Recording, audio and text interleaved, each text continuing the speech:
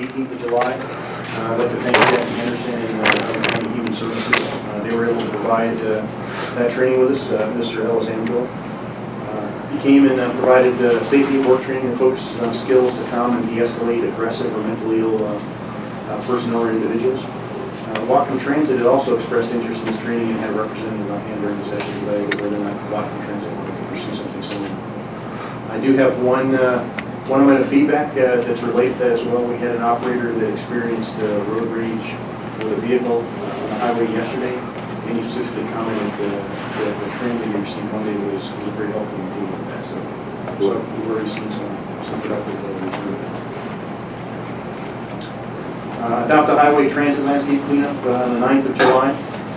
Pete Schrum, who's our facilities coordinator, coordinated our quarterly Adopt a Highway event. We had 21 Island Transit teammates participate in both the highway and landscaping cleanup. We put a significant dent in some of the landscaping out in front of the Island Transit facility. However, there's still much to be done. We'll look at ways in the future to reduce some of that maintenance and change some of the landscaping. Also, in the last several weeks, I had a chance to meet with Julia Turlinchamp, who's the Washington Governor's Northwest representative. Gave her an overall briefing on Island Transit operations and the expansive board and county connectors. Very positive meeting overall. Some continuing actions that we have going on. Chamber of Commerce. I've met with Oak Harbor's Chamber of Commerce lead, and they agreed that right now we have a pillar at Harbor Station that has 4 bulletin boards on it that have been largely unused over the past. Oak Harbor has expressed interest in that. We've offered to allow them to use one of the bulletin boards to advertise community events. And we'll do the same with the other 3 to the Chamber of Commerce and the community. Labor negotiations. On the 8th of July, we received a formal decision from PERC for the decertification vote. We've also coordinated with ATU 1576 and legal counsel, and next Tuesday, the 26th, will be our first resumption of contract negotiations. We have an additional meeting scheduled for the 2nd of August, and we're looking at additional dates in August as well. The non-representative employee compensation study was finalized this last week. I'll talk more about that. That's an action item that's on the agenda. And then State Road 20 realignment. You've seen a lot of the work as you came in today, certainly, for the Parker Road realignment and closure of the State Road 20 for the intersections on the curve. We also had coordinated with WashDOT. Part of that was there was a grant that was awarded to Island Transit a number of years ago, to about $800,000. $500,000 of that was supposed to be returned to the state as part of our contribution to the Park Road realignment. That's been finalized over the last week and completed. Carly Architects, our architectural engineering consultant, has provided estimates for the construction costs to connect the secondary access to the Island Transit facility. And we're waiting right now on the county to review that plan before we go out for bids for the completion of those connections. Regardless, the estimates are well underneath the remaining grant that's provided by WashDOT. Washington State Transportation Insurance Pool has coordinated with Davis Wright Tremaine Law Firm. That's a firm that specializes in cybersecurity, develop and review best practices for network and data security for all of Washington transit agencies. We've provided information in the last month, and we have a conference call scheduled for next Thursday, the 28th, to discuss cybersecurity, essentially our readiness and steps that we'll need to take to improve our capabilities here for our transit. I've also talked to WashDOT about looking over our state equipment repair grant and hoping us to review that documentation to make sure that what we have is that we have what we need to have in place, and we'll look at doing that over the next month or so. One other note, just in general about the construction. You've seen quite a bit of the constructions. Fridays they are not currently undergoing construction on the road, but we've seen significant impacts, obviously, with Route 1 on State Road 20. As a result of that, we've looked at Race Road in Cary, and from 8 to 4 during Monday through Thursday, we have detoured around that to avoid most of the construction and minimize the impact on our roads. There's a few businesses that we've consulted with already and advised them of those changes during 8 to 4 and made some efforts to coordinate for passengers that do need to get largely drawing tests as part of the impact. A couple of dates just to keep in mind in the future. We've got the next board meeting is scheduled for the 8th of August, and that's a workshop meeting. The 1st of August, I'll provide a briefing to the Langley City Council. I'm also meeting with the Coopville Chamber of Commerce on the 18th, and then our next scheduled meeting for the farmhouse game is on the 9th of September. A little bit outside of Island Transit, but I'll also be a judge for Pig Fest on the 14th of August. Actually, I am a qualified Pacific Northwest Barbecue Association judge. Oh, really? I was. How does one get that certification? It's actually an 8-hour training course, and it was actually enjoyable. I was going to say, I want to sign up for that. I'm sufficiently humbled. Thank you for your response. And that's all I have. Okay, thank you very much. Next item on our list is the financial analyst report. Hey, good morning. Put together a little more brief report, so it's more closely aligned with the information I asked us for. First thing I want to talk about was sales tax. Our June sales tax exceeded budget by about $60,000. And you can see by this graph, it just shows the 15 budget and actuals and 16 budget and actuals. And you can see that top line there, the flesh colored line, where we are relative to the budget. So we're doing quite well. We're about $465,000 ahead, or 5.61% ahead of budget for 2016, and about 12% ahead of budget for the first 6 months. So where you see those two lines converge in the flesh and the blue lines are, we're still assuming that we're not receiving any more than we would have budgeted for the remaining 6 months. Other important data, ridership is approximately 74,000 passengers, a 0.78% increase from May of 16, 9.7% decrease from the year previous, the month of June 2015. And I just put together a list of gains and losses by route. Route 1 on Whidbey Island, 161 higher. Route 1012 up in Carver is 341 higher. Whereas Route 7 on South Whidbey, 279 less. Fuel, our monthly fuel cost has gone up about $50,000 this year, or for this month of June, which is a 17.96 increase from May of 2016. 19.69 decrease from June 2015. Cost per gallon diesel is 1.75, 15% increase from May of 16. Unleaded, $2.30 a gallon, 6% increase from May of 2016. So you can see fuel prices are going up, and our ridership seems to be pretty steady, although there are some increases and decreases on various routes. And one interesting note that we're looking at is if you look at the 1 on Whidbey, 161 gain, the 7, which is South Whidbey, largely serves the that south end and the Clinton Ferry as well. So some of that's kind of a wash in that 161 gain, a lot of that comes off of the ferry, and 279 loss on a route that also serves that same connection point. So we'll have to look at that and see what that trend is over time.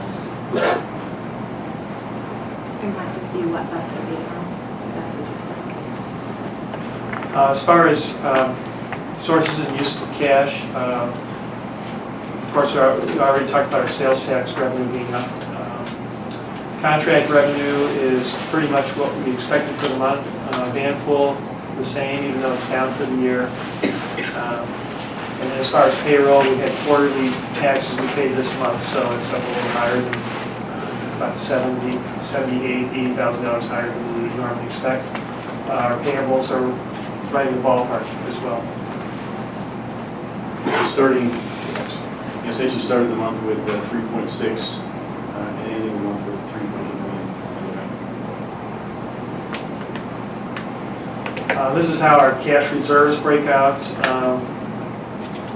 Again, you can see the totals change from about 3.6 to 3.8. We're putting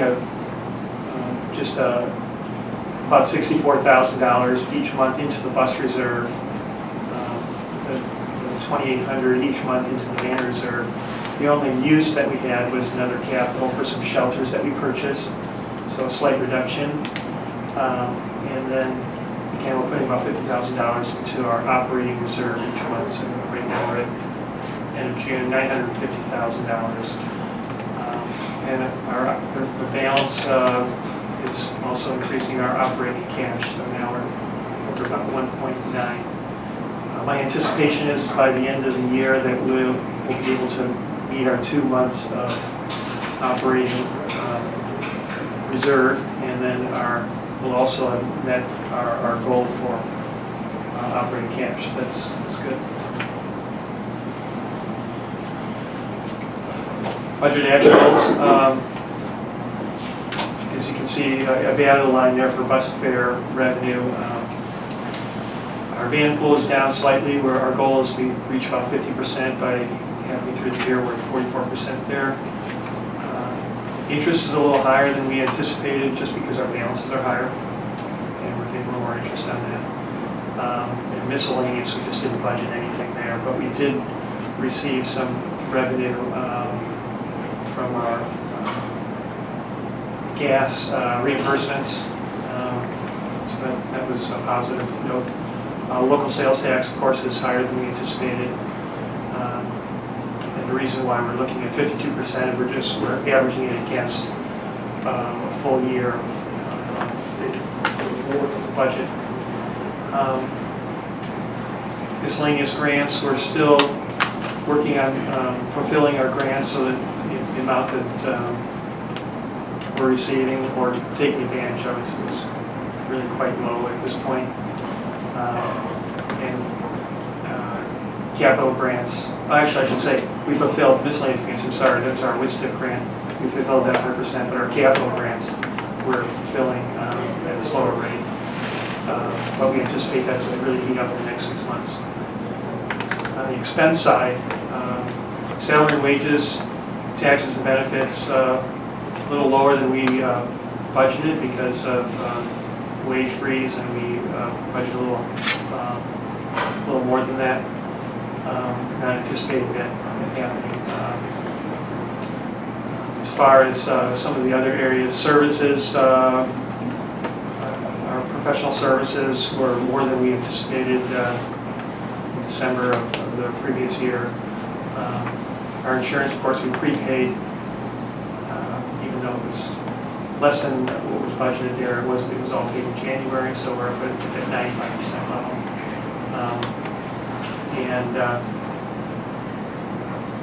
Other than that, our capital is well below what we budgeted, but like I said before, we're going to heat up here in the next 6 months, and our bond expenses are right on target. That's it. That's all that I have to say about it. Any questions from the board? Yeah, I have one. On the line you're showing income from bus fare. Okay. Should we not have a line item as an expense showing where that bus fare is being returned to the state? Because we don't keep that bus fare. We have to reimburse it to the state. No, we do keep it, sir. We do keep it. What they do is they reduce the grant that's reimbursed to us by the bus fare that we collect. Okay. So it shows as a reduction. It'll show. Yeah, essentially our capital grant would be a little less than, excuse me, our grant reimbursement would be a little less than Okay. $518. Any other questions before we move on? Well, we'll move on to our regular agenda item number 1, the approval for a public hearing of the August 8, 2016 board meeting workshop to receive input on the transit year transit development plan 2016 to 2021. Mr. Nortier. I really touched on that already a little bit in my update. So essentially, our transit development plan is an update we update it annually, and that's due to the Washington State Department of Transportation on the 1st of September. So in order to meet that and offer the public an opportunity to engage and comment on that plan, We will update that through the end of this month, release that for public comment, hold a meeting in conjunction with our August workshop. And then also we'll look at a couple opportunities for email as well to offer folks the opportunity to come up with work. And then that should lead to incorporation of any of those comments or changes that we need to make at the end of the month and in the submission by the secretary. So my recommendation would be to approve the workshop for the public comment period on the transit budget. Before we have a discussion on that, anybody like to make a motion relative to item number 1? I move to hold a public hearing at the August 8, 2016 PTBA Board Workshop to receive input on Island Transit 6-year Transportation Development Plan 2016 through 2020. Well, Ms. Johnson made the motion to approve the public hearing for August the 8th. I won't read the rest of it. We have it in print. Second, Mr. Allen. Any discussion on this topic? Do we need a time with that Yes. or no? I said the time, was it 9:30? So you need to state time and place. So I would amend my motion to include the time of 9:30 at the Island Transit headquarters. Okay, there's a second on the amended motion. Yeah. Well, Mr. Hamlin, he seconded the motion to amend the primary motion to set the time at 9:30 at the transit office here on August 8th. Any further discussion on the amendment to that motion? Hearing none, all those in favor say aye. Aye. Any opposed? The motion carries. So now the next motion will be on the primary motion. The next vote will be on the primary motion to approve the hearing on August 8th at 9:30 right here at Island Transit. Any further discussion? All those in favor say aye. Aye. Any opposed? It's approved. August the 8th, we will have a meeting right here regarding that 6-year transit development plan for 2016-2021. Next item is item number 2, discussion of possible action, resolution 11-16 regarding the Island Transit non-represented employee wage grid. And Mr. Rotier, you're up again. Thank you. So Kevin Dow was contracted earlier in the year to do a non-represented salary compensation study for Island Transit staff. Again, this will just reflect non-represented. We are in contract negotiations with the union to discussing the operators and dispatchers that are represented for the union. The study compared job functions as performed at comparable agencies.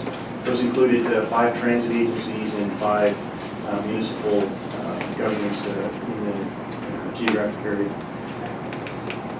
The adjustments that they recommended are positions, to the positions themselves or the functions. There's 23 current positions they looked at. It's not just a change or an inflation of the current wage grade. In general, they found that 14 of the positions were below market comparables, 3 were over, and 6 were roughly on par with comparables. The study recommended a couple of wage grids. At the time the study was initiated, which is early this year, it was anticipated that it would complete around the March-April timeframe. It's taken obviously a few months longer than that to complete. But part of their initial recommendation was to provide a mid-year 2016 update to the wage scale for non-represented personnel, and then also to provide a adjusted 2017 wage scale which incorporated a 2% cost of living adjustment for the non-represented personnel. Differences that I'll recommend that are different from the study. One, they also looked at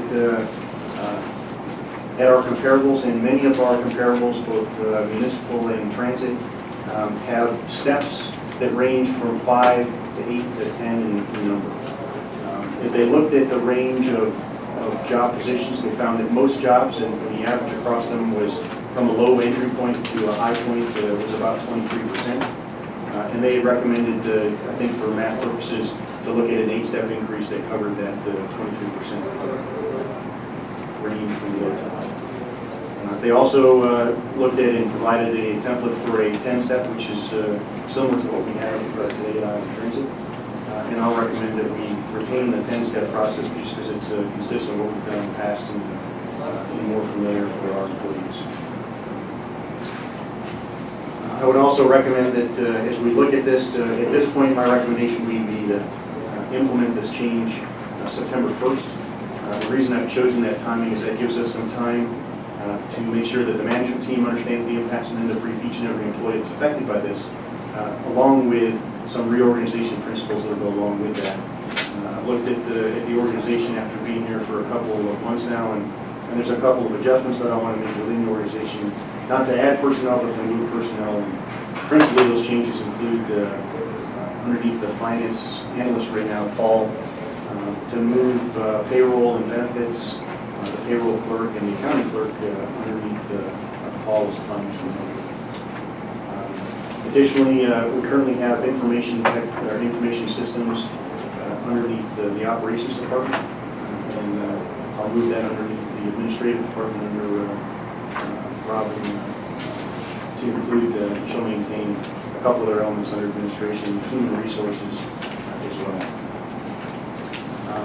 Organizationally, there's a couple other subtle changes, but most of those are just refining positions, there's no additions of personnel, it's just movement of personnel between departments. So by implementing this 1 September, it gives us time to engage employees, conduct any evaluations between managers that will shift responsibility for personnel jointly, and then implement this on the 1st of September. Additionally, I'd also recommend that instead of doing a mid-year adjustment and a second adjustment for cost of living in 2017, that we just consolidate the two since they'd only be 4 months apart at this point, and do a single adjustment to the wage grade and be complete with it that way. In addition, I looked at the 10 steps that we have and recommend that the first 3 steps be conducted annually in accordance with in conjunction with an evaluation and a manager's recommendation. And then the remaining 6 steps, which would be D through J on the proposed schedule, would occur at 18-month increments, again with a satisfactory evaluation and a manager's recommendation.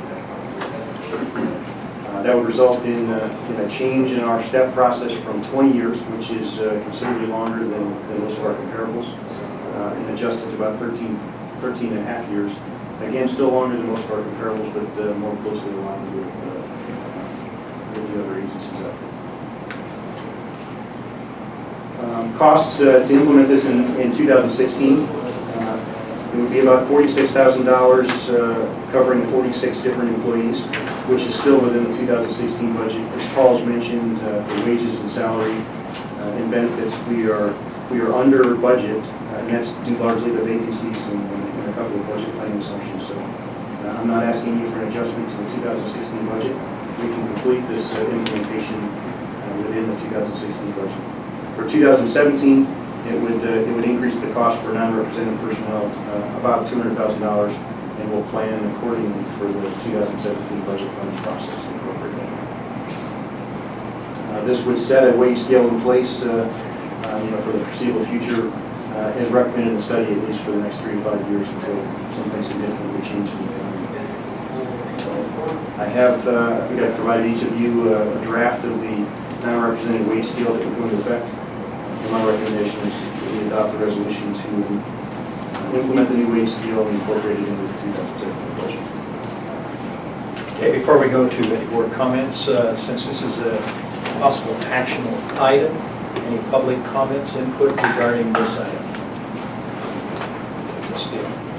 For the, Identify yourself, please, for the record. Gail We already know you. Gail Zacco Kirk. When it came to, do we have to know, we're talking about wages and benefits when it comes to the salary. Do we know if they considered the compensation and the benefit of the take-home vehicles, the laptops, the cell phones? They did. Matter of fact, they looked at all of the package, which included benefits, as you talked about, vehicles, to include retirement plans, medical coverage, etc. Right, thank you. Any other public comments, questions? Going once, going twice? Thank you. We'll come to the board for any questions. We'll start with Mr. Hamlin. No, I don't have any questions. Ms. Johnson? I took advantage of an opportunity to meet individually on some of these things, so I've asked some questions on it. Okay. And do you have any questions? I think I'm missing, Bruce, what is that you have right there? This, It's the cabin down. I didn't get that.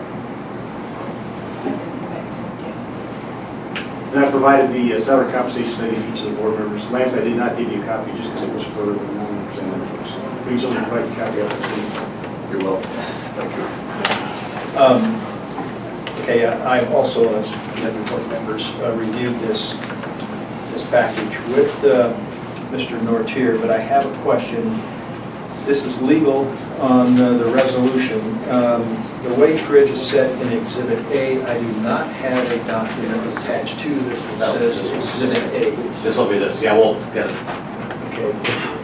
I have copies of those grids, but nothing is titled Exhibit A. Okay, all right. I have no further questions. I'll entertain a motion. I'd move that we approve resolution number 11-16 of the Board of Directors, Island County Public Transportation Benefit Area Corporation, adopting a revised wage grid for Island Transit's non-represented employees effective September 1st, 2016, and superseding any prior wage grids for non-represented employees approved previously by this board. Is there a second? Okay, the motion has been made by Mr. Hanold regarding the approval of resolution 11-16 as presented in our packet, second by Mr. Allen. I'm not reading the whole motion, we have it in print. Any further discussion? Yes. I did want to say that what I appreciated in what was presented is, one, the front loading of those steps. I think that will incentivize retention, which is always important to have experience, and I appreciate the thoughtfulness that went into looking at what was presented by Cabot Dow and then localizing it to our individual island needs. So I feel very comfortable with what we're putting forward. Any other discussion or comments? Hearing none, all those in favor of the motion to approve resolution 11-16, say aye. Aye. Any opposed? Hearing none, that motion passes unanimously to approve resolution 11-16. Other business, I have one item that I would like to bring up. It's not a big item, and I meant to bring it up to you privately. The City of Oak Harbor Public Works Department made a comment to me that Island Transit has an agreement with the city to do custodial maintenance on the park and the restrooms in Flintstone Park, and that has kind of fallen off the obligation or the grid there for transit. You might want to follow up, Mr. Nortier, with Kathy Rosen regarding that topic. She did not present the agreement to me, but that's apparently an agreement that was set up some time ago. They started out, Island Transit started cleaning because they use it as the public facility for Harbor Station. Okay. Any other business items here? And hearing none? But Yep. I was just going to say, before we find that agreement, I personally would like to have a look at it before we make, before we make any. Yeah, I'm May want just to, bringing it, put it on the radar. I haven't read it, I don't know.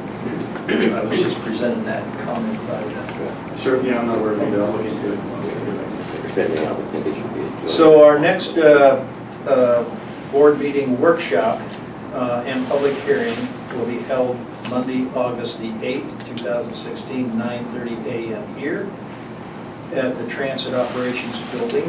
And I will entertain a motion for adjournment. And that's all it takes for adjournment. Yes? I appreciate Yeah, that's kind of weird.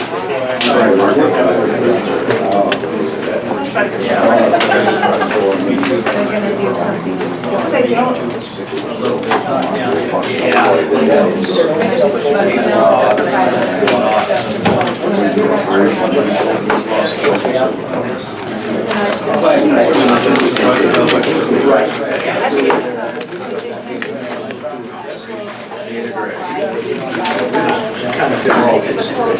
Anything or?